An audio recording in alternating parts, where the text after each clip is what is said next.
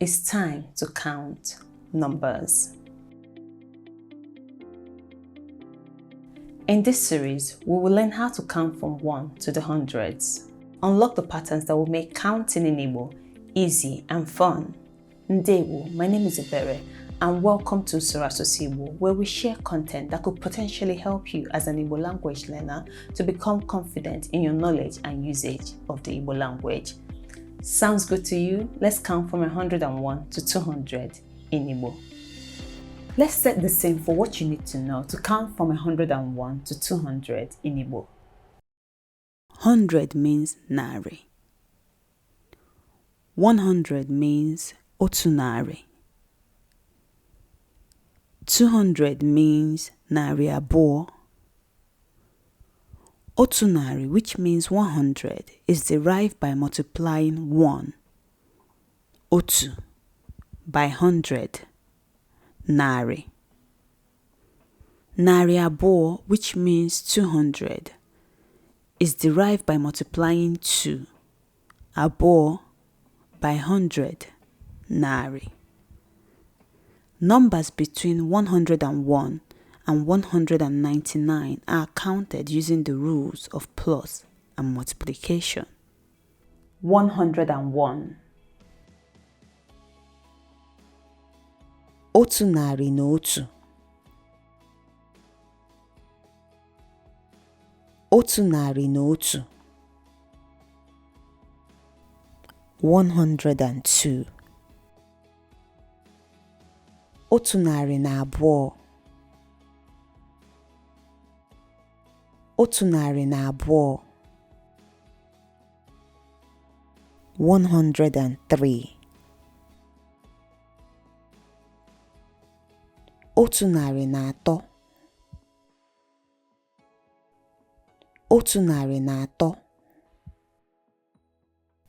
104. Otu nari na anọ. Otu nari na anọ. 105. Otu nari na ise. Otu nari na ise. 106. Otu nari na isii. Otu nari na isii. 107. Otu nari na asaa. Otu nari na asaa. 108. Otu nari na asatọ. Otu nari na asatọ. 109. Otu nari na itoolu. Otu nari na itoolu. 110. Otu nari na iri. Otu nari na iri. 111. Otu nari na iri na otu. Otu nari na iri na otu. 112. Otu nari na iri na abụọ. Otu nari na iri na abụọ. 113. Otu nari na iri na atọ. Otu nari na iri na atọ. 114. Otu nari na iri na anọ. Otu nari na iri na anọ. 115. otu narị na iri na ise, otu narị na iri na ise, 116. Otu narị na iri na isii, otu narị na iri na isii, 117. Otu narị na iri na asaa, otu narị na iri na asaa, 118. Otu narị na iri na asatọ, otu narị na iri na asatọ, 119. Otu narị na iri na itoolu, otu narị na iri na itoolu, 120. Otu narị na iri abụọ, otu narị na iri abụọ, 121. Otu narị na iri abụọ na otu, otu narị na iri abụọ na otu, 122. Otu narị na iri abụọ na abụọ, otu narị na iri abụọ na abụọ, 123. Otu narị na iri abụọ na atọ, otu narị na iri abụọ na atọ, 124. Otu narị na iri abụọ na anọ, otu narị na iri abụọ na anọ, 125. Otu narị na iri abụọ na ise, otu narị na iri abụọ na ise, 126. Otu narị na iri abụọ na isii, otu narị na iri abụọ na isii, 127. Otu narị na iri abụọ na asaa, otu narị na iri abụọ na asaa, 128. Otu narị na iri abụọ na asatọ, otu narị na iri abụọ na asatọ, 129.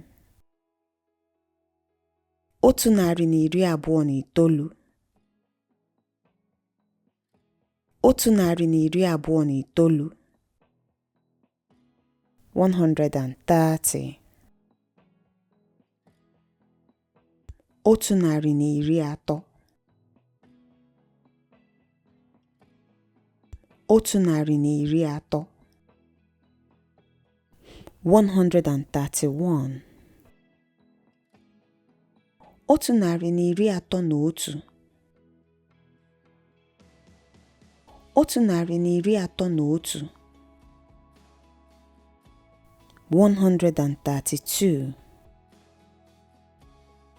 Otu narị na iri atọ na abụọ, otu narị na iri atọ na abụọ, 133. Otu narị na iri atọ na atọ, otu narị na iri atọ na atọ, 134. Otu narị na iri atọ na anọ, otu narị na iri atọ na anọ, 135. Otu narị na iri atọ na ise, otu narị na iri atọ na ise 136 otu narị na iri atọ na isii otu narị na iri atọ na isii 137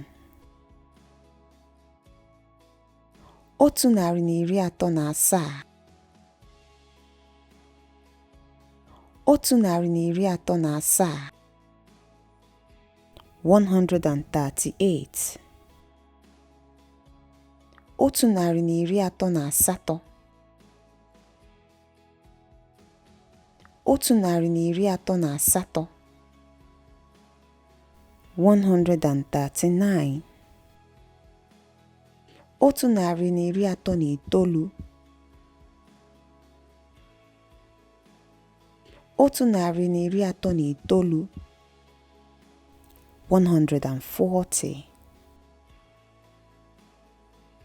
otu narị na iri anọ otu narị na iri anọ 141 otu narị na iri anọ na otu otu narị na iri anọ na otu 142 otu narị na iri anọ na abụọ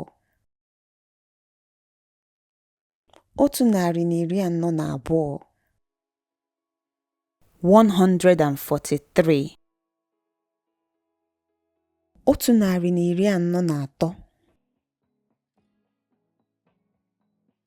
otu narị na iri anọ na atọ 144 otu narị na iri anọ na anọ otu narị na iri anọ na anọ 145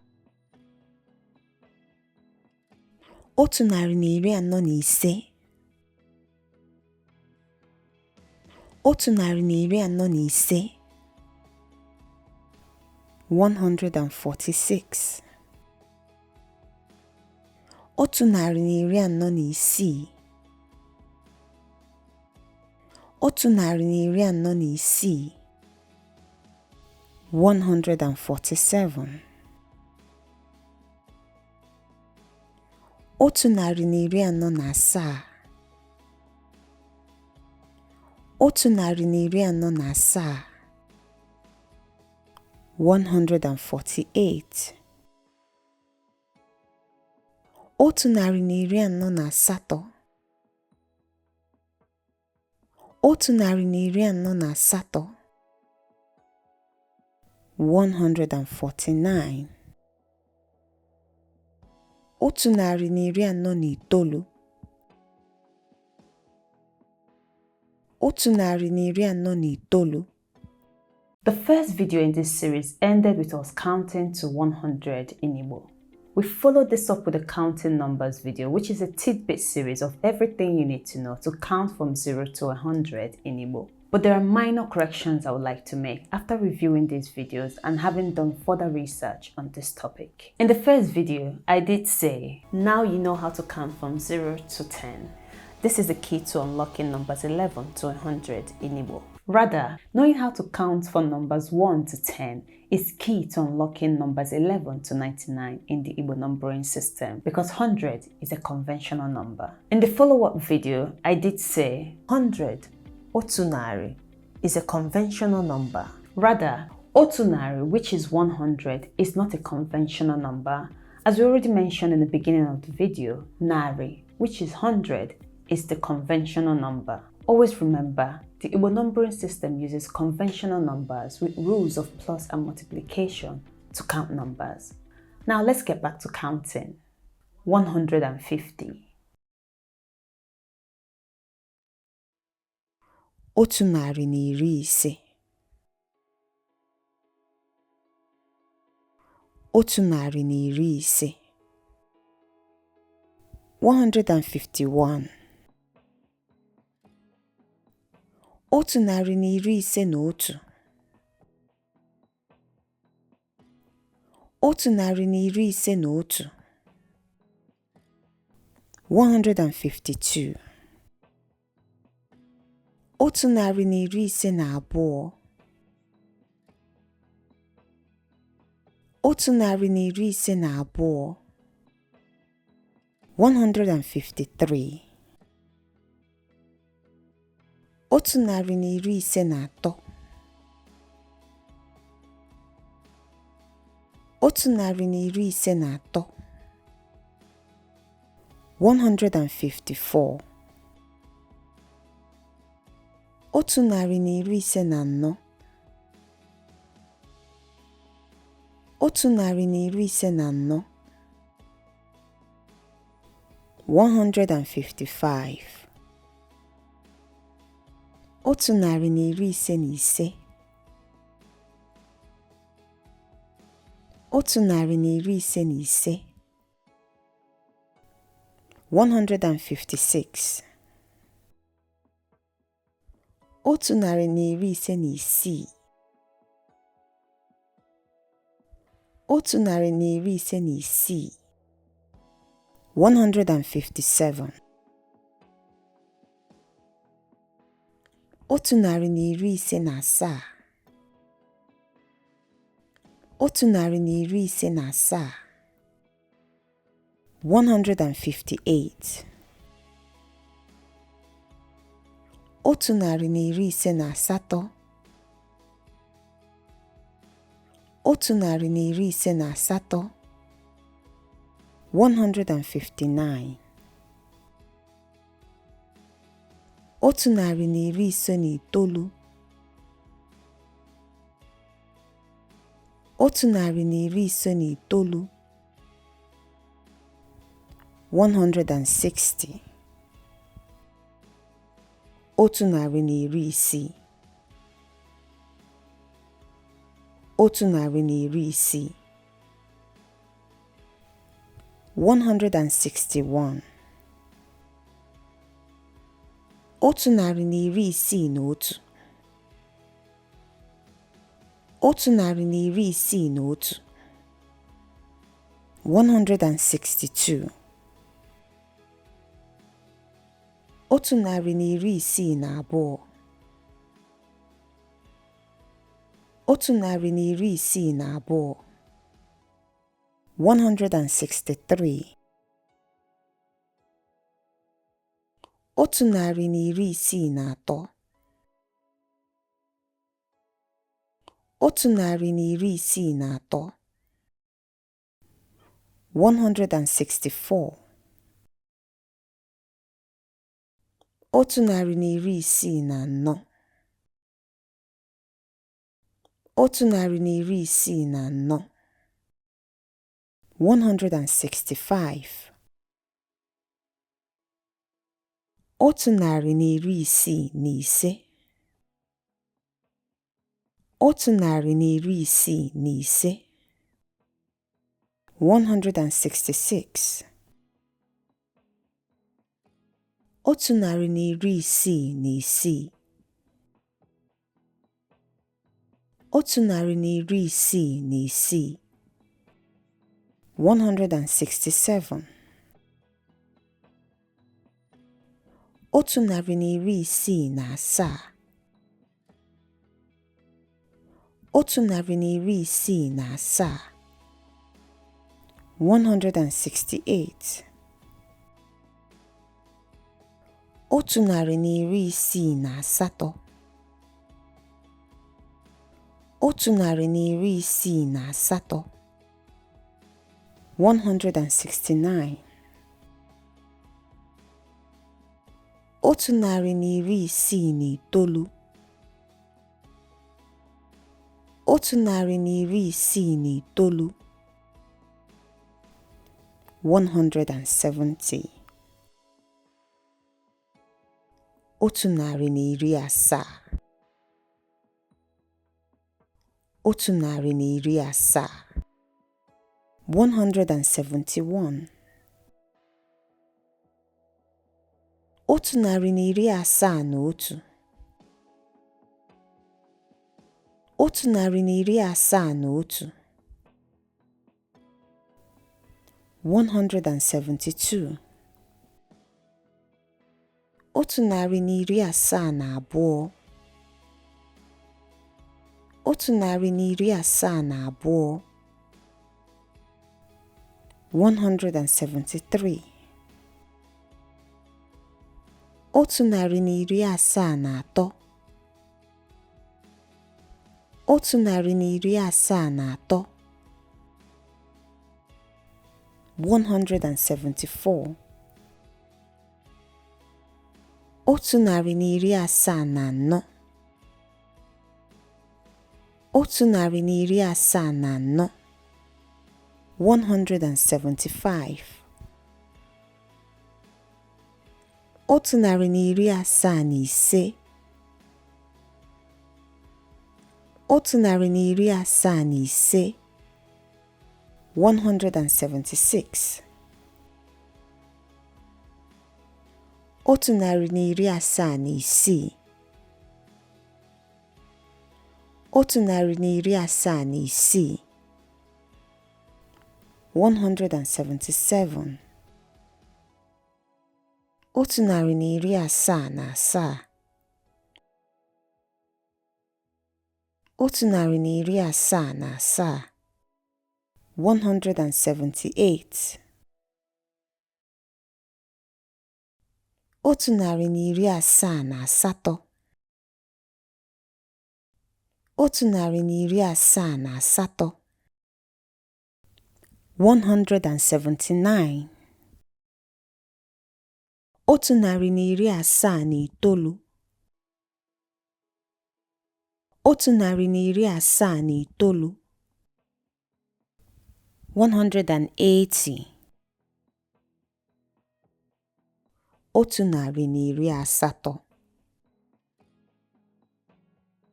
Otu narị na iri asatọ. 181. Otu narị na iri asatọ na otu. Otu narị na iri asatọ na otu. 182. Otu narị na iri asatọ na abụọ. Otu narị na iri asatọ na abụọ. 183. Otu narị na iri asatọ na atọ. Otu narị na iri asatọ na atọ. 184. Otu narị na iri asatọ na anọ. Otu narị na iri asatọ na anọ. 185. Otu narị na iri asatọ na ise. Otu narị na iri asatọ na ise. 186. Otu narị na iri asatọ na isii.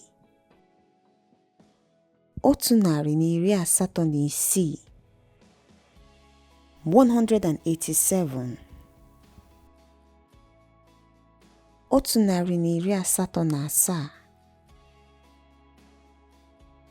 Otu narị na iri asatọ na asaa. 188. Otu narị na iri asatọ na asatọ. Otu narị na iri asatọ na asatọ. 189. Otu narị na iri asatọ na itoolu. Otu narị na iri asatọ na itoolu. 190. Otu narị na iri itoolu. Otu narị na iri itoolu. 191.